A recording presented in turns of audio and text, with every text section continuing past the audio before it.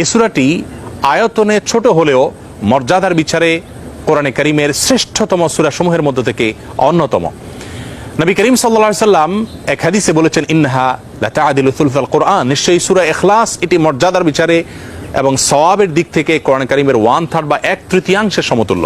বুখারীর এক বর্ণনা থেকে বোঝা যায় নবী সাল্লাল্লাহু আলাইহি সাল্লাম সূরা ইখলাস একবার পাঠ করলে কোরআন কারীমের 1/3 তেলাওয়াত করার সমান সওয়াব পাওয়া যাবে, সেটি বলেছেন। এর উপর ভিত্তি করে অনেক উলামা ইকরাম বলেছেন, 3 বার যদি কেউ কুল হুয়াল্লাহ সূরা বা সূরা ইখলাস পাঠ করে তাহলে আল্লাহ রাব্বুল আলামিন তাকে গোটা কোরআন একবার পড়ে শেষ করার সমান সওয়াব দান করবেন। অন্য আরেকটি হাদিসে বর্ণিত হয়েছে, এক ব্যক্তি সূরা ইখলাস পাঠ করেছেন, নবী সাল্লাল্লাহু আলাইহি ওয়াসাল্লাম সে শুনতে পেয়ে তিনি বলেছেন ওয়াজাবাত, অর্থাৎ তার জন্য ওয়াজিব হয়ে গেছে। সাহাবা ইকরাম জিজ্ঞাসা করেন, ইয়া রাসূলুল্লাহ কি ওয়াজিব হয়ে গেছে? তিনি বলেছেন তার জন্য জান্নাত ওয়াজিব হয়ে গেছে, জান্নাত আবশ্যক হয়ে গেছে। অন্য একটি বর্ণনায় তিনি বলেছেন, যদি কেউ 10 বার সূরা ইখলাস বা কুল হুয়াল্লাহ সূরা পাঠ করে আল্লাহ রাব্বুল আলামিন তার জন্য জান্নাতে একটি প্রাসাদ নির্মাণ করবেন।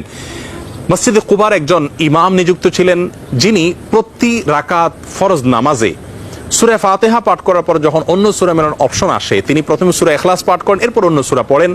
সাহাবা ইকরাম এবং সেই মসজিদের মুসল্লিরা নবী সাল্লাল্লাহু আলাইহি ওয়াসাল্লামের বিষয়টি উত্থাপন করলেন এবং তারা জানতে চাইলেন কেন তিনি এমনটি করেন। সূরা ইখলাস এটি তো প্রত্যেক রাকাতে পড়াটা বাধ্যতামূলক নয়, সূরা ফাতিহার পর তিনি নিয়মিত এটি কেন করেন? সেই ইমামকে ডেকে নবী সাল্লাল্লাহু আলাইহি ওয়াসাল্লাম জিজ্ঞাসা করলেন এর কারণ সম্পর্কে। তখন তিনি বলেন, ইয়া রাসূলুল্লাহ, আমি সূরাটাকে